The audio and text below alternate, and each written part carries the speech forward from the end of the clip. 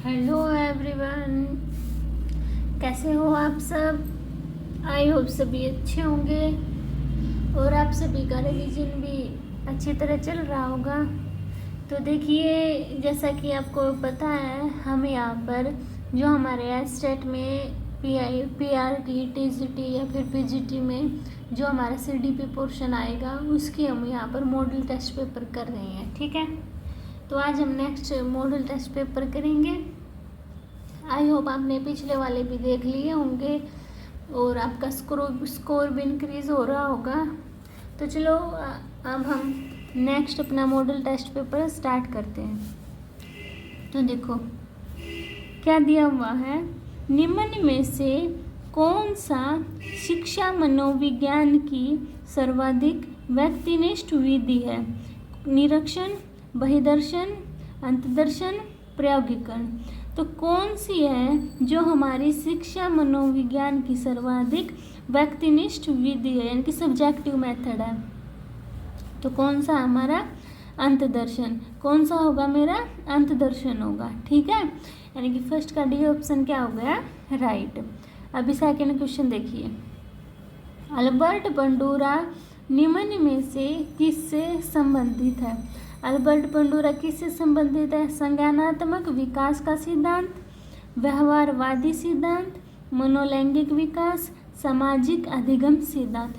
तो हमारे Albert Bandura किससे संबंधित है, सामाजिक अधिगम सिद्धांत यानी कि सोशल लर्निंग थ्योरी। तो सेकंड का डी ऑप्शन क्या हो गया मेरा, राइट हो गया कि अल्बर्ट बंडूरा है हमारे, अल्बर्ट बंडूरा सामाजिक अधिगम सिद्धांत से संबंधित है।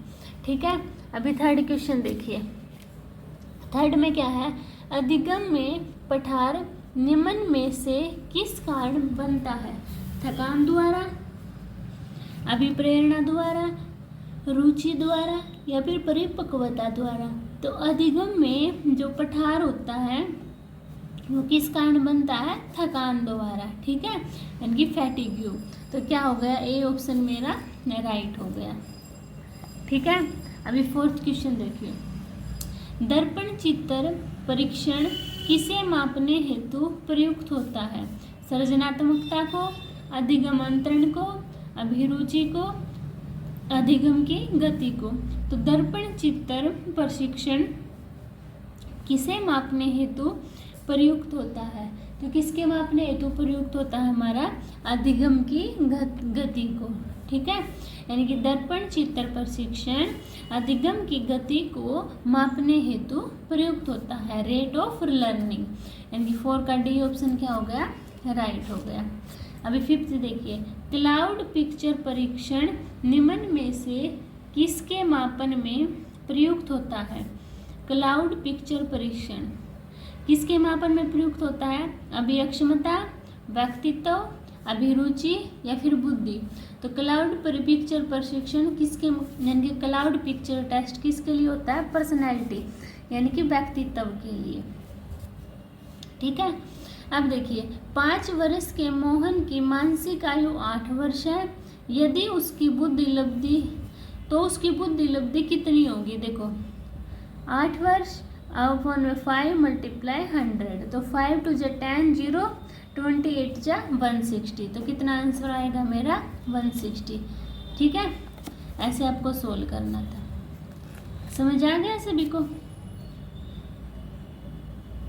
क्या करना। अभी देखिए 7th क्वेश्चन।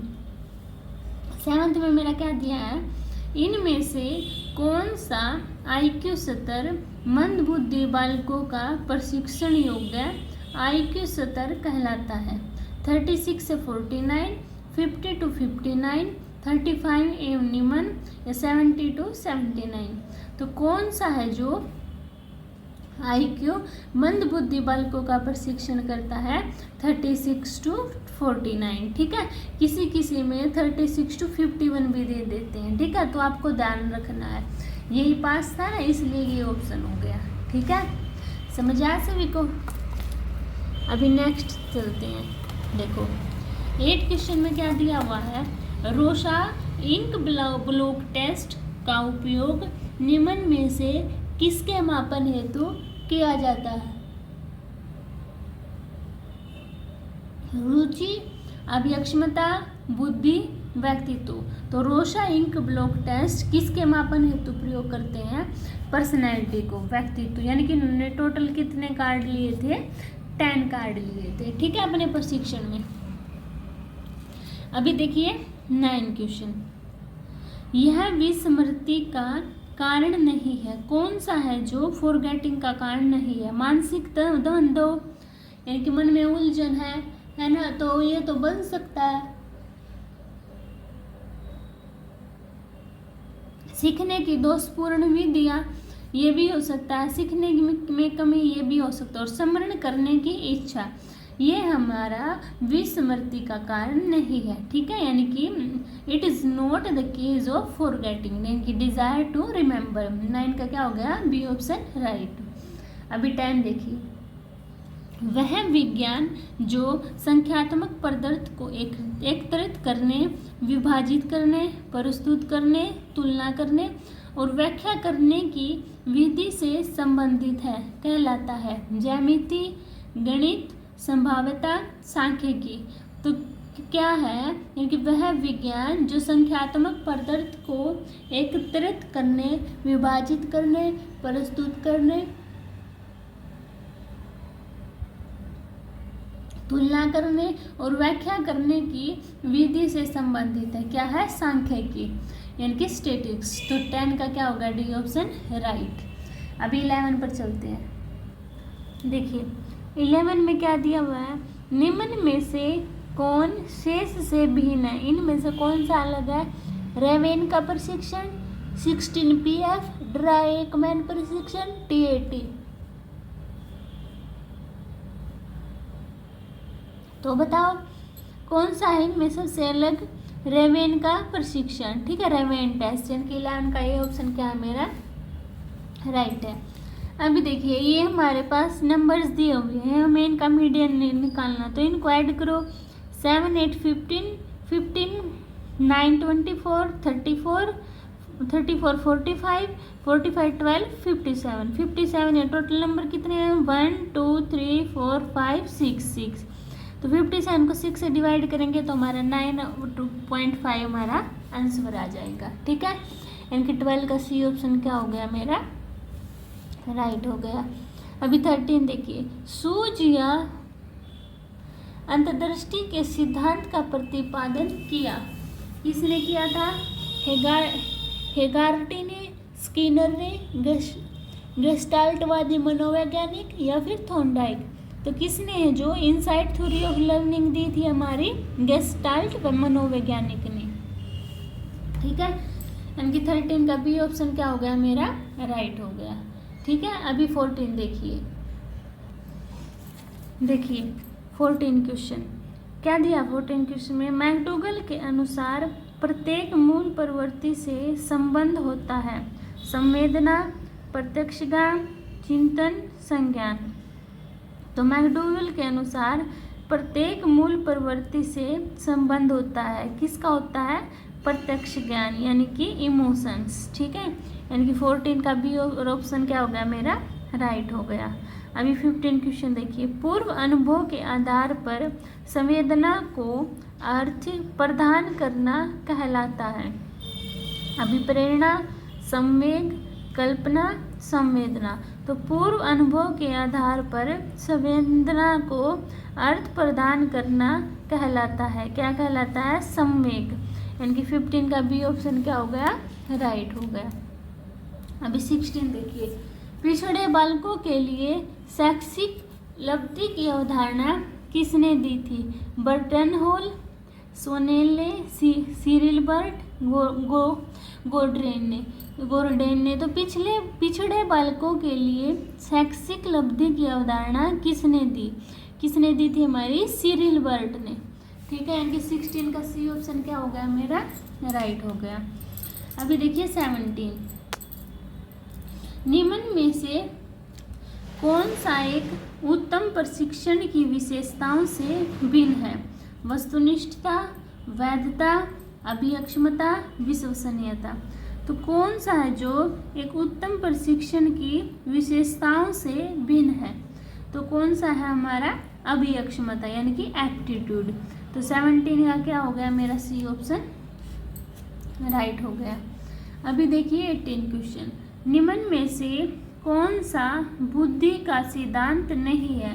प्रत्यागमन का सिद्धांत, द्वि-तत्वों का सिद्धांत, बहुतत्वों का सिद्धांत और एक तत्वों का सिद्धांत। तो कौन सा है जो बुद्धि का सिद्धांत नहीं है?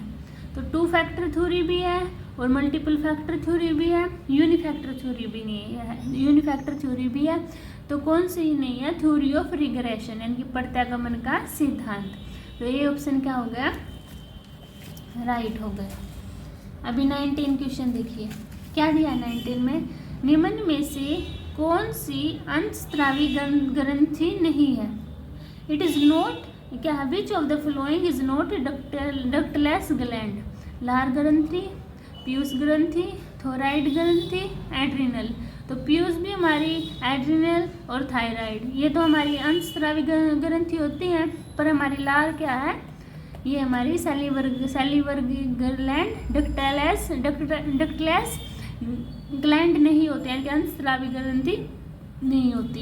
अभी 20 देखिए, प्याजे के अनुसार संज्ञानात्मक विकास की द्वितीय अवस्था कौन सी है? तो प्याजे ने हमारी फर्स्ट क्या दी थी?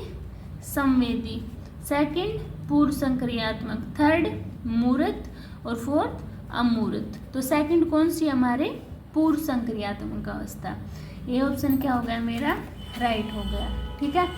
अभी 21 देखिए, मूल प्रवृत्ति की एक प्रमुख विशेषता है जो पाई जाती है सभी प्राणियों में तथा जन्मजात व प्राकृतिक होती है, केवल चूहे और बिल्लियों में, केवल कलाकारों में, केवल मनुष्यों में। तो मूल प्रवृत्ति की एक विशेषता है जो पाई जाती है, किस में पाई जाती है? सभी प्राणियों में तथा जन्मजात व प्राकृतिक होती है। तो ये ऑप्शन क्या है? राइट। 22 देखिए, भारतीय संविधान में 6 से 14 वर्ष के बच्चों के लिए निःशुल्क एवं अनिवार्य शिक्षा का अधिकार निम्न में से शामिल है।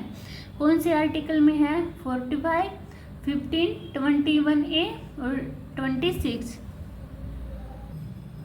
तो कौन सा है इसमें जो हमारा अनिवार्य शिक्षा का अधिकार देता है? कौन सा आर्टिकल है? अनुच्छेद 21A। अब 23 क्वेश्चन देखिए, क्रेशमर ने व्यक्ति को निम्न में से किस प्रमुख प्रकारों में वर्गीकृत किया? तो क्रेशमर ने व्यक्ति को निम्न में से किस प्रकारों में वर्गीकृत किया? तो क्रेशमर के हमारे गोलकाय, सुडोलकाय, लंबकाय, इनमें से सभी। तो कौन से थे हमारा क्रेशमर का? इनमें से सभी यानी कि गोलकाय भी था, सुडोलकाय भी था, लंबकाय भी था। ठीक है, तो सी ऑप्शन क्या हो जाएगा? राइट। अभी 24 पर चलते हैं। देखिए 24 क्वेश्चन क्या है? टीईटी का उद्देश्य निम्न में से किसका मापन है? अभिवर्ती, अभियक्षमता, मूल्य, बौद्धिक अक्षमता। तो टीईटी का उद्देश्य निम्न में से किसका मापन है? अभियक्षमता यानी कि एप्टीट्यूड का। ठीक है, तो बी ऑप्शन क्या हो गया? राइट। अभी 25 देखिए, संगणन का सिद्धांत निम्न में से किसकी व्याख्या करता है? अभिप्रेरणा, स्मृति, सृजनात्मकता, अधिगम। तो कौन सी consolidation theory explain which of the following यानी कि संगणन का सिद्धांत किसकी व्याख्या करता है? हमारा मेमोरी की यानी कि स्मृति की, यानी कि बी ऑप्शन क्या हो गया? राइट। अभी 26 देखिए, निम्न में से शारीरिक विकास को प्रभावित करने वाला कारक क्या है? खेल तथा व्यायाम, वातावरण, इनमें से सभी, वंशानुक्रम। तो शारीरिक विकास को प्रभावित करने वाला कौन सा कारक है हमारा? खेल तथा व्यायाम ये तो करेंगे, वातावरण ये भी करेंगे, वंशानुक्रम ये भी करेगा। तो कौन सा होगा 26 का? सी ऑप्शन मेरा राइट हो जाएगा। अभी 27 देखिए, which of the following is correct formula to calculate IQ। तो बुद्धि लब्धि की गणना का सही सूत्र क्या है? तो क्या होता है हमारा? MA upon CA multiply 100, mental age upon chronicle age multiply 100, तो कौन सा हमारा C ऑप्शन, ठीक है। मानसिक आयु अपॉन में वास्तविक आयु मल्टीप्लाई 100, ये 100 ऐसे आएगा, ठीक है। अभी देखिए 28, विचारात्मक चिंतन की चर्चा निम्न में से किसने की है? वुडवर्थ ने, रास ने, ड्राइवर ने, डीवी ने। तो विचारात्मक चिंतन की चर्चा किसने की थी? हमारी डीवी ने, यानी कि क्या होगा? डी ऑप्शन राइट हो जाएगा। अभी 29 देखिए, आगमनात्मक तर्क के स्तरों में कौन शामिल नहीं है? सामान्यीकरण, प्रयोग, कल्पना, अवलोकन। तो आगमनात्मक तर्क में कौन सा शामिल नहीं है? हमारा सामान्यीकरण, यानी कि 29 का ये ऑप्शन क्या होगा? मेरा राइट हो जाएगा। अभी लास्ट क्वेश्चन देखिए 30, सीखी गई बात को धारण और पुनः स्मरण करने में असफल होना क्या है? रिटेंशन, मेमोरी, स्मरण, थिंकिंग चिंतन, फॉरगेटिंग विस्मरण। यानी कि हमने एक बार कोई बात सीख ली, यानी कि समझ ली, और पुनः स्मरण कर में और दोबारा से हम उसको याद करते हैं। मान लो मैंने फॉर्मूले याद कर लिए, ठीक है, अभी मुझे क्वेश्चन निकालने हैं, तो दोबारा से मैं उनको क्या कर रही हूँ? याद कर रही हूँ, कि मैं तो भूल गई है ना, असफल होना, तो वो क्या कहलाएगा? हमारा फॉरगेटिंग, यानी कि विस्मरण, ठीक है। तो ये थे हमारे आज के मॉडल टेस्ट पेपर के 30 क्वेश्चन। अगर आपको किसी क्वेश्चन में कोई भी डाउट होता है तो आप कमेंट सेक्शन में बता देना, आपके डाउट क्लियर कर दूंगी।